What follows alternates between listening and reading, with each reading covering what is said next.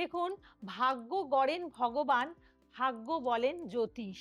আধ্যাত্মিক চেতনায় উদ্বুদ্ধ হয়ে তিনি আমাদের মুক্তির পথ দেখান। সমস্যা জর্জরিত মানুষকে তিনি সমস্যা মুক্ত করেন।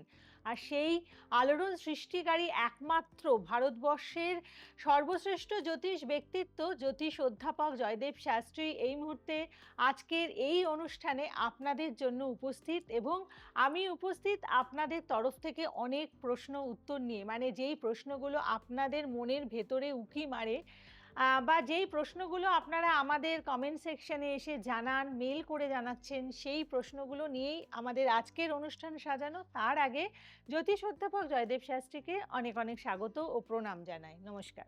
নমস্কার। জয় শ্রী ঠাকুর রামকৃষ্ণ, জয় শ্রী ঠাকুর রামকৃষ্ণ, জয় শ্রী ঠাকুর রাম। সমস্যার সমাধান অনুষ্ঠানে আপনাদের সবাইকে স্বাগত জানাই। আমি যেহেতু হিন্দু নিয়ে কিছু প্রোগ্রাম করি বা করেছি আগে, তাই সেখানে বহু পার্সন অনেক কোশ্চেন করে এবং অনেক কোশ্চেন জানতে চেয়েছে এবং এমন এমন কোশ্চেন জানতে চেয়েছে।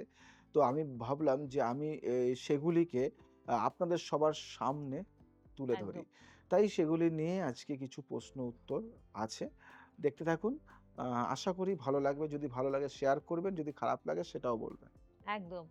আপনাদের মনের কথাগুলো অবশ্যই আমাদেরকে নির্দ্বিধায় জানাবেন।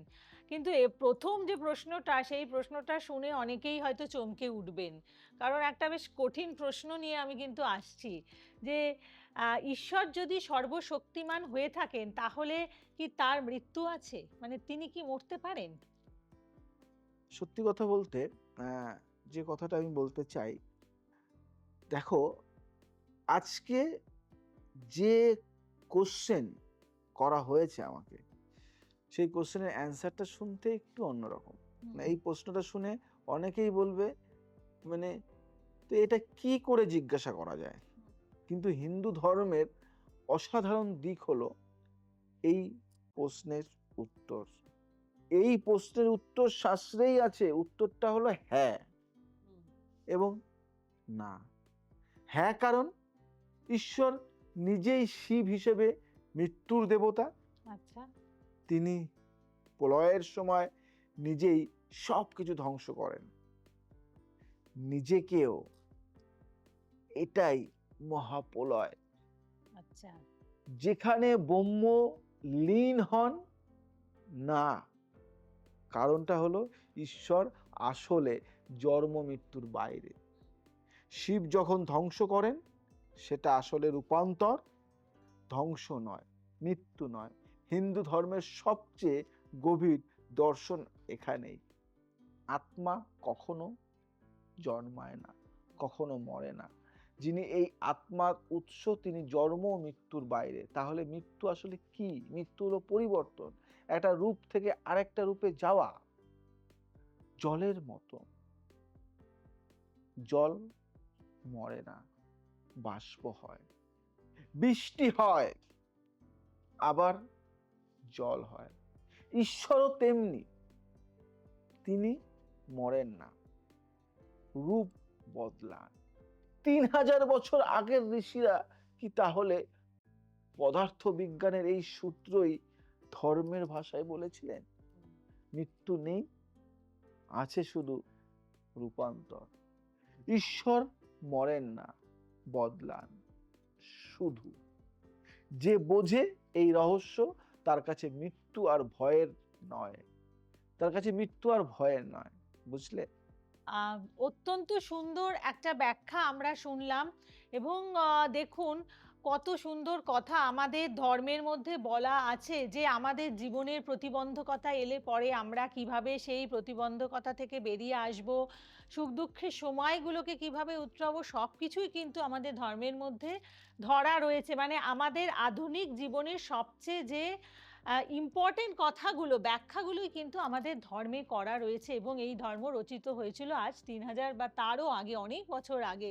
এগুলো ভাবতে সত্যি অবাক লাগে এবং সাথে গর্ববোধ হয় আমাদের প্রত্যেকের। দেখুন, রামকে আমরা অবতার রূপে পুজো করে থাকি। তো রাম কি সত্যি ঈশ্বর ছিলেন? তাহলে তিনি কাঁদলেন কেন? ঈশ্বর কি কখনো কাঁদেন? মানে খুব সুন্দর একটা কোশ্চেন। রামায়ণে একটা দৃশ্য আছে, সীতা হারিয়ে গেছে। রাম বনে বনে কাঁদছেন, লতায় পাতায় নদীতে জিজ্ঞেস করছেন আমার সীতাকে দেখেছো? এই দৃশ্যটা দেখে অনেকে প্রশ্ন করেন, রাম যদি ঈশ্বর হন তাহলে তিনি জানেন না সীতা কোথায়? তাহলে তিনি কাঁদলেন কেন? ঈশ্বর কি অজ্ঞ? এই প্রশ্নের উত্তরে হিন্দু ধর্মের সবচেয়ে সুন্দর দর্শন লুকিয়ে আছে, জানো? রাম জানতেন সীতা কোথায়। রাম জানতেন সীতা কোথায়। রাম জানতেন রাবণ নিয়ে গেছেন। রাম জানতেন কি করতে হবে। তাহলে কাঁদলেন কেন? ওয়াই, কেন কাঁদলেন? কারণ রাম শুধু ঈশ্বর নন, রাম মানুষও ছিলেন, পূর্ণ মানুষ, আদর্শ মানুষ। হিন্দু ধর্মে রামের আরেক নাম মর্যাদা পুরুষোত্তম, মানে সর্বোচ্চ মর্যাদার মানুষ। ঈশ্বর মানুষ হয়ে এসেছিলেন কারণ মানুষকে দেখাতে হবে কষ্টেও মাথা উঁচু রাখা যায়, কাঁদলেও সামনে এগোনো যায়, হারালেও হার না মানা যায়। রাম কাঁদলেন কারণ তিনি মানুষের কষ্ট বুঝতে চাইলেন। রাম কাঁদলেন কারণ ভালোবাসায় কাঁদা দুর্বলতা নয়। রাম কাঁদলেন কারণ যে ঈশ্বর কাঁদতে পারেন তিনি আমাদের কষ্ট বুঝতে পারেন। এটাই হিন্দু ধর্মের সবচেয়ে মানবিক দিক।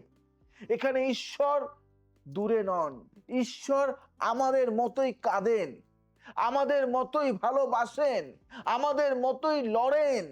আর সেই ঈশ্বরের কাছে আমাদের কষ্টের কথা বলা অনেক সহজ হয়।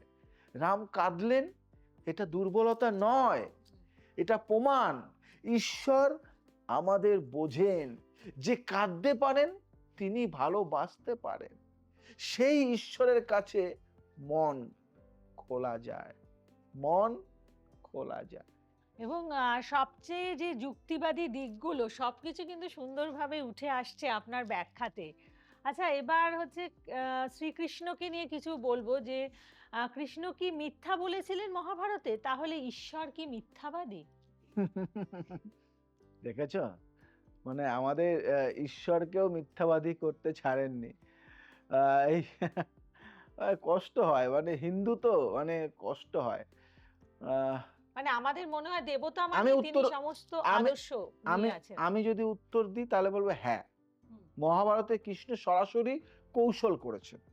দ্রোণাচার্যকে হত্যার জন্য মানে অশ্বত্থামা হত বলা হয়েছিলেন। অশ্বত্থামা হাতি মরেছিল, কিন্তু দ্রোণ ভেবেছিলেন তার পুত্র মরেছে। এটা কি কৃষ্ণের মিথ্যা? এই প্রশ্নের উত্তর বুঝতে হলে আগে বুঝতে হবে সত্য মিথ্যার সংজ্ঞা কি। হিন্দু দর্শনে 4 ধরনের সত্য আছে: সামাজিক সত্য, ব্যক্তিগত সত্য, নৈতিক সত্য ও পরম সত্য। কৃষ্ণ যা করেছিলেন সেটা সামাজিক বা ব্যক্তিগত সত্যের লঙ্ঘন হয়েছিল হয়তো, কিন্তু পরম সত্যের জন্য দ্রোণাচার্য অন্যায় পক্ষে যুদ্ধ করেছিলেন। তার মৃত্যু ছাড়া ন্যায়ের জয় সম্ভব ছিল না, আর ন্যায়ের জয় পরম সত্য।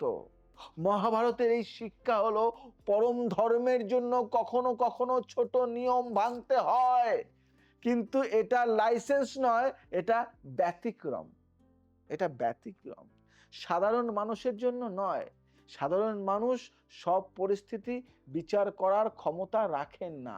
তাই শাস্ত্র বলে সত্য বলো সব সময়, কিন্তু জানো পরম সত্য কখনো কখনো সামাজিক সত্যের বাইরে থাকে।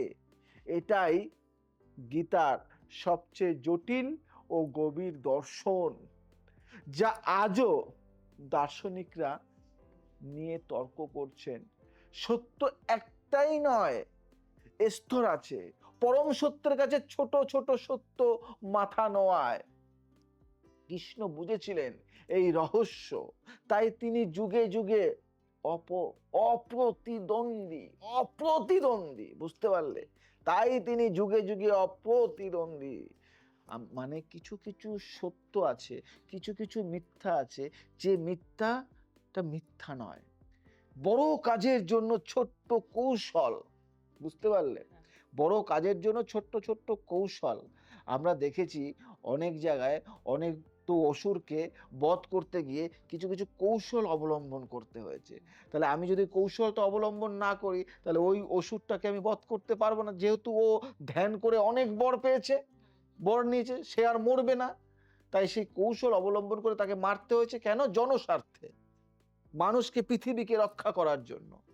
তাই সেই মিথ্যা মিথ্যা নয়। আমি যদি সব মিথ্যাকে মিথ্যা বলি, আগে মানে মিথ্যারও প্রকারভেদ আছে, সত্যরও প্রকারভেদ আছে, জানতে হবে। একদম।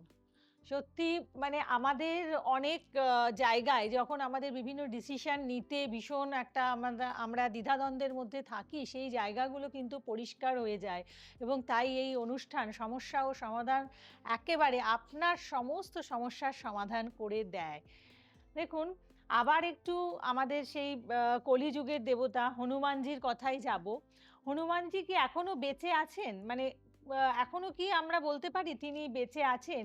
এটা কি সম্ভব? তাহলে তিনি কোথায় রয়েছেন? অনেকের এটা কোশ্চেন থাকে যে হনুমানজি তো অমর, এখনো বেঁচে আছেন, বলা হয় কোথায় আছেন। আহ, এই প্রশ্নটা যেন কেমন একটা নয়, কেন এটা অনেকেরই ভাবনা চিন্তার মধ্যে। দেখো, হিন্দু শাস্ত্রে 7জন চিরজীবী আছেন, যাদের বলা হয় সপ্ত চিরঞ্জীবী। হনুমানজি তাদের একজন। অশ্বত্থামা, বলি, বার্ষ্য, হনু, মানস্য, বিভীষণ, কৃপ, পরশু, রামস্য, স, পৈত্যে, চিরজীবিন, অশ্বত্থামা, বলি, ব্যাস, হনুমান, বিভীষণ, কৃপ ও পরশুরাম। এই 7জন চিরজীবী। কিন্তু এর আসল মানে কি? হনুমানজি চিরজীবী কারণ রামায়ণের শেষে রাম হনুমানজিকে বরদান দিয়েছিলেন, যতদিন পৃথিবীতে রামের নাম থাকবে ততদিন হনুমানজি থাকবেন। এটা শুধু শারীরিক বেঁচে থাকা নয়, এটা আধ্যাত্মিক অস্তিত্ব। শাস্ত্র বলছে হনুমানজি এখন হিমালয়, যেখানে রাম নাম উচ্চারিত হয়, সেখানে হনুমানজি থাকেন। আধুনিক দৃষ্টিতে বলি, হনুমানজি চরিত্রটা সেই আদর্শের প্রতীক যা কখনো মরে না। নিঃস্বার্থ সেবা, অহংকারহীন শক্তি, অটল ভক্তি, এই আদর্শগুলি যতদিন মানুষের মনে থাকবে, হনুমানজি ততদিন বেঁচে আছেন। আর এই আদর্শ কি কখনো মরতে পারে? কি বলবো, না, না। তাই হনুমানজি চিরঞ্জীবী, শরীরে নয়, মানুষের হৃদয়ে, প্রতিটি ভক্তের বুকে, প্রতিটি সাহসী সিদ্ধান্তে, প্রতিটি নিঃস্বার্থ কাজে হনুমান মরেননি, আজও আছেন। প্রতিটি সাহসী মনে তার বাস। যেখানে রাম নাম উচ্চারিত হয়, সেখানেই হনুমানের শ্বাস। যেখানেই রাম নাম উচ্চারিত হয়, সেখানেই হনুমানের শ্বাস। বুঝলে? তাই হনুমানজিকে আমরা সেবা করে থাকি বা পুজো করে থাকি এবং আমাদের সকল সমস্যা দূরীকরণের ক্ষেত্রে আজকে হনুমানজি কিন্তু আমাদের কাছে অগ্রগণ্য জায়গাতে রয়েছেন। তো এবার আসবো আমাদের সেই দশমহাবিদ্যার কথাতে এবং দশমহাবিদ্যার যে প্রথম দেবী মা কালী, তার জীব দেখা যায় যে বের করা রয়েছে। তাহলে মা কালীর এই জীব বের করা রয়েছে কেন? এটা কি তার রাগের চিহ্ন নাকি অন্য কিছু? এই প্রশ্নের উত্তর জেনে না আপনি অবাক হয়ে যাবেন। কারণ মা কালীর জীব বের করা দেখে অনেকে ভয় পান, হুম। ভাবেন মা রুদ্র মূর্তিতে আছেন। কিন্তু আসল গল্পটা অসাধারণ সুন্দর। পুরাণ বলছে রক্তবীজ অসুরকে বধ করার পরে মা কালী এতটাই ক্রোধান্বিত হয়েছিলেন যে তার ক্রোধ সামলানো যাচ্ছিল না, তিনি পৃথিবী ধ্বংস করে দিচ্ছিলেন। তখন মহাদেব এলেন, মায়ের সামনে শুয়ে পড়লেন। মা প্রথমে বুঝতে পারেননি, পা দিয়ে ফেললেন শিবের বুকে।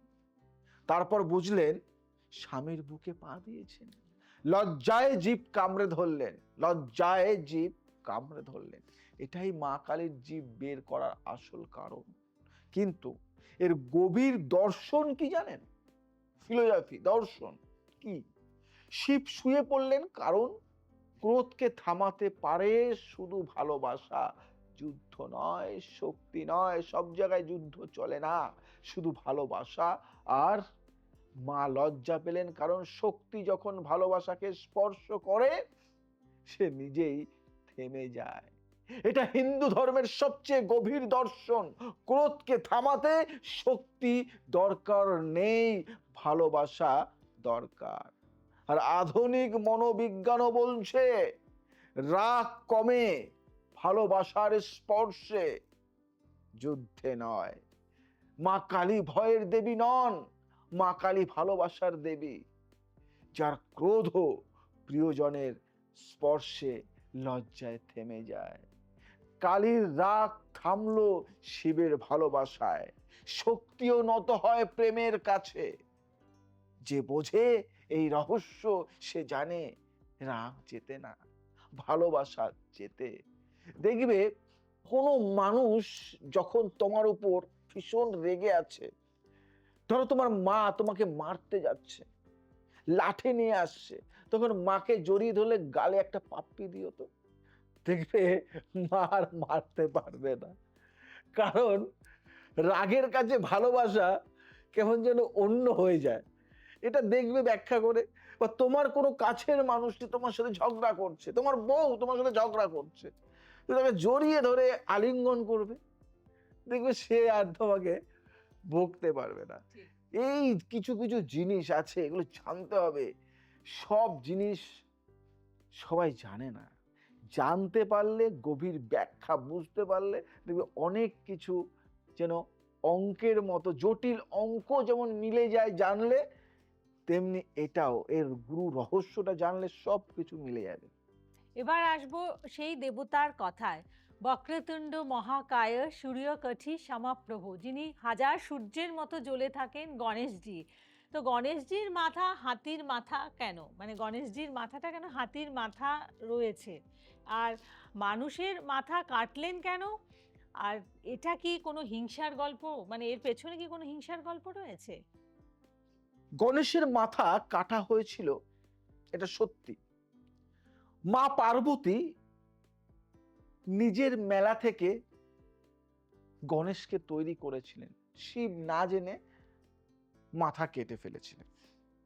পরে হাতির মাথা লাগানো হয়। এই গল্পের 3টি স্তরের ব্যাখ্যা আছে। আমি যদি প্রথম স্তরে যাই, প্রতীকী। হাতির মাথা প্রতীক, বৃহৎ মস্তিষ্ক, বিশাল স্মৃতিশক্তি, বিশাল বুদ্ধি। গণেশ জ্ঞানের দেবতা। হাতির মস্তিষ্ক সবচেয়ে বড়, স্তন্যপায়ীর মস্তিষ্ক, তাই না? স্তন্যপায়ীর মস্তিষ্ক, তাই জ্ঞানের দেবতার মাথা হাতির। আমি যদি দ্বিতীয় স্তরে যাই, দার্শনিক মানুষের পুরনো মানে অহং মাথা কাটা গেল, নতুন জ্ঞানের মাথা লাগলো। গণেশ আসলে বলছেন পুরনো অহংকার ফেলে দাও, নতুন জ্ঞান নাও, তাহলেই সিদ্ধি আসবে। তৃতীয় স্তরে যদি যাই, বৈজ্ঞানিক অনেক গবেষক বলছেন হাতির মস্তিষ্কে মানুষের মস্তিষ্কের চেয়ে 3 গুণ বেশি নিউরন আছে। হাতির স্মৃতি অসাধারণ, হাতি কখনো ভোলে না, হাতি অত্যন্ত বুদ্ধিমান, হাতি দলবদ্ধ ও সহানুভূতিশীল। এই সব গুণ গণেশে দেওয়া হয়েছে। আর গণেশের একটা দাঁত ভাঙা কেন জানো? কারণ মহাভারত লেখার সময় কলম ভেঙে যায়। গণেশ নিজের দাঁত ভেঙে কলম বানিয়েছিলেন। এই একটা ঘটনায় কি শিক্ষা?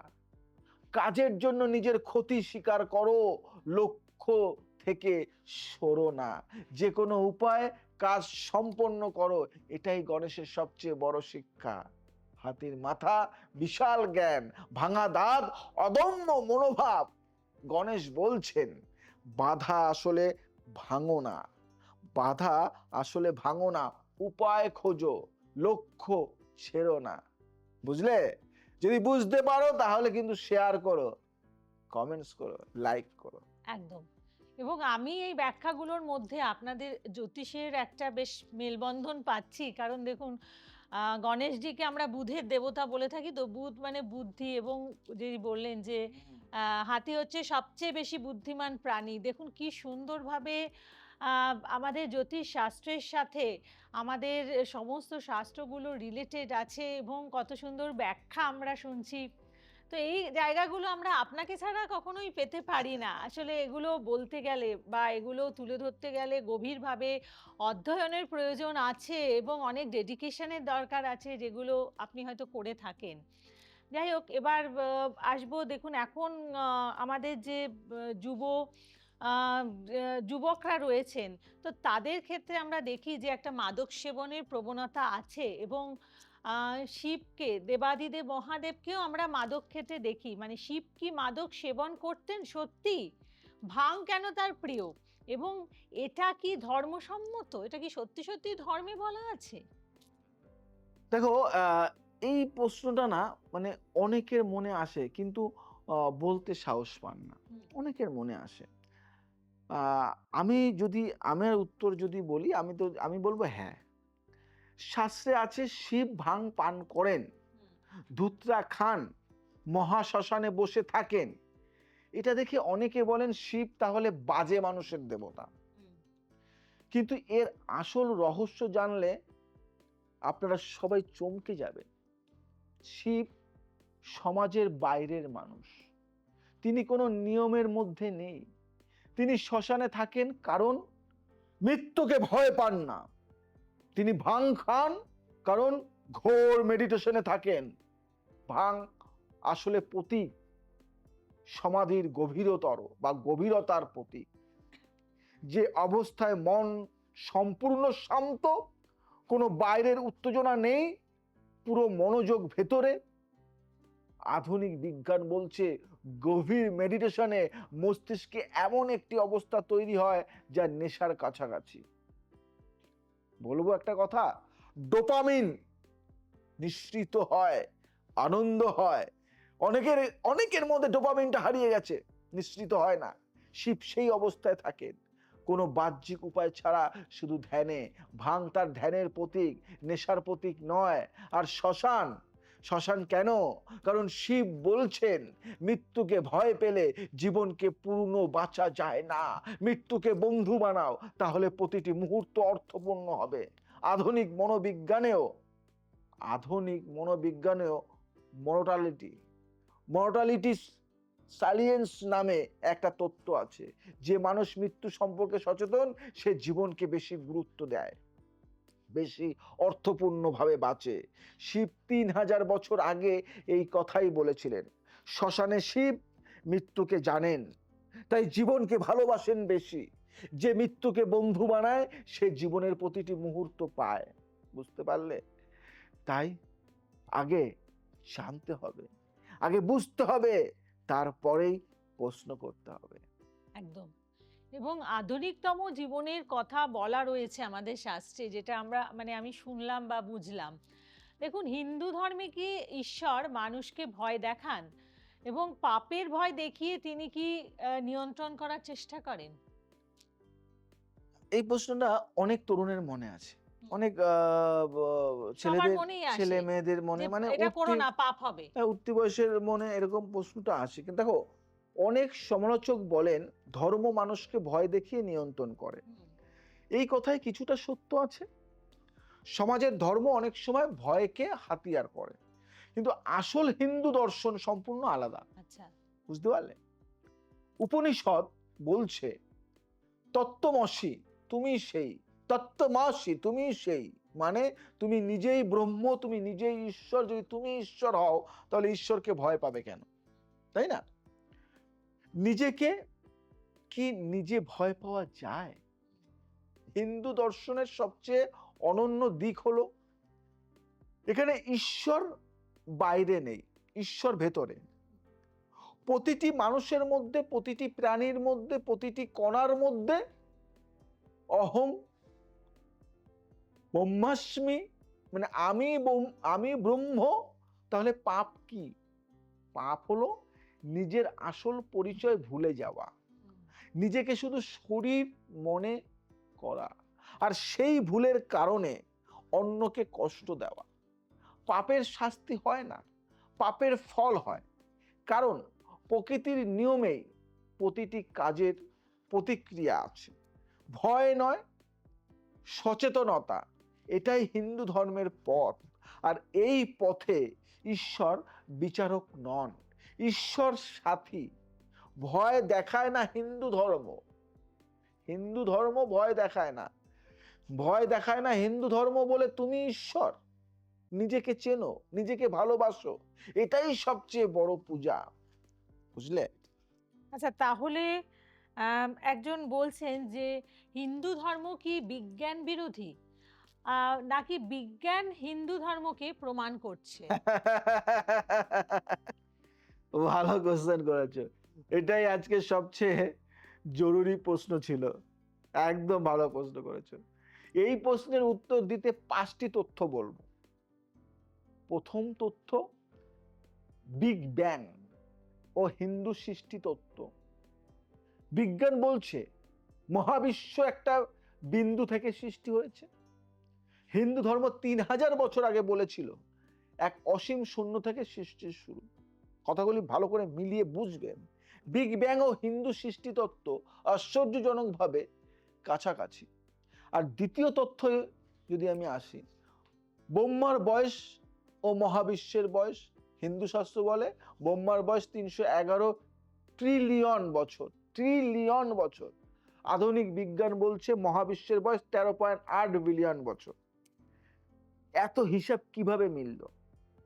আর তৃতীয় তথ্য যদি আমি যাই, পরমাণু তত্ত্ব। গ্রিক দার্শনিক ডেমোক্রিটাসকে পরমাণু তত্ত্বের জনক বলা হয়, কিন্তু হিন্দু দার্শনিক কণাদ তার আগেই পরমাণু তত্ত্ব দিয়েছিলেন। কণাদের বৈশেষিক দর্শন পৃথিবীর প্রথম পরমাণু তত্ত্ব। আর যদি চতুর্থ তথ্যে যাই আমি, যোগ ও মস্তিষ্ক বিজ্ঞান। হার্ভার্ড, MIT ও স্ট্যানফোর্ড বিশ্ববিদ্যালয়ের গবেষণায় দেখা গেছে নিয়মিত যোগ ও মেডিটেশনে মস্তিষ্কের ধূসর বস্তু বৃদ্ধি পায়, ধূসর বস্তু বৃদ্ধি পায়, স্মৃতিশক্তি বাড়ে, মানসিক স্থিরতা আসে। হিন্দু ধর্ম 5000 বছর ধরে এই পথ দেখাচ্ছে। আর যদি পঞ্চম তথ্যে যাই, অদ্বৈত বেদান্ত ও কোয়ান্টাম পদার্থ বিজ্ঞান। কোয়ান্টাম পদার্থ বিজ্ঞান বলছে পর্যবেক্ষক ও পর্যবেক্ষিত বস্তু আসলে আলাদা নয়, তারা একে অপরকে প্রভাবিত করে। হিন্দু বেদান্ত দর্শন বলছে দ্রষ্টা ও দৃশ্য এক, ব্রহ্ম জীব এক। নোবেলজয়ী পদার্থ বিজ্ঞানী নিলস বোর হিন্দু দর্শন পরে বলেছিলেন আমি যে আবিষ্কার করেছি সেটা হিন্দু দার্শনিকরা অনেক আগেই জানতেন। হিন্দু ধর্ম বিজ্ঞানের বিরোধী নয়, হিন্দু ধর্ম বিজ্ঞানের পথিকৃত। বিজ্ঞান এগোয়, হিন্দু ধর্ম হাসে। কি বললাম?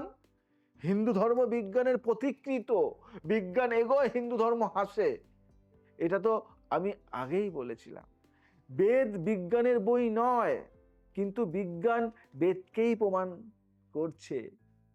গীতা হয়েছিল, প্রশ্ন করেছিল নচিকেতা, মৃত্যু শিখেছিল সত্য, যে ধর্ম প্রশ্নে বাড়ে ভয়ে সারে না, সেই ধর্মের আলো চিরকাল থাকে। হিন্দু মানে শুধু পুজো নয়, হিন্দু মানে সত্য খোঁজা, হিন্দু মানে প্রশ্ন করা, হিন্দু মানে জীবনকে বোঝা। বসুধৈব কুটুম্বক, পৃথিবী একটাই পরিবার, এই 4টি শব্দে লুকিয়ে মানব জাতির সেরা আদর্শ। এবং আশা করছি অনেক প্রশ্নের উত্তর আপনারা আজকের অনুষ্ঠানে পেয়ে গেলেন, এবং আরও প্রশ্ন অপেক্ষা করছে, মানে হয়তো আপনাদের মনের মধ্যে রয়েছে, সেগুলো আমাদেরকে লিখে জানান কমেন্ট বক্সে এসে, বা মেলের মাধ্যমে, বা আমাদের অনুষ্ঠানে প্রশ্ন আপনারা করুন। শুধুমাত্র তাই নয়, যারা বিভিন্ন সমস্যার মধ্যে রয়েছেন তারা কিভাবে সেই সমস্যা থেকে বেরিয়ে আসবেন সেই জায়গাটি তিনি আপনাদের প্রদর্শন করে দেবেন, ঠিক এইভাবেই, যেইভাবে আজকের অনুষ্ঠানে উত্তরগুলো দিয়ে দিলেন। অতএব সমস্যা থাকলে আর কোনো চিন্তা না করে, কোনো দ্বিধা না করে তার সাথে আপনারা যোগাযোগ করুন। সময়ের সাথে সাথে আমাদের চলতে হয়, আরো প্রশ্নের উত্তর নিয়ে আসবো আগামী পর্বে। আজ আসি, আবার আসবো নতুন কিছু নিয়ে। ভালো থাকো, সুস্থ থাকো, সবাইকে ভালো রাখো। জয় শ্রী রাম কৃষ্ণ।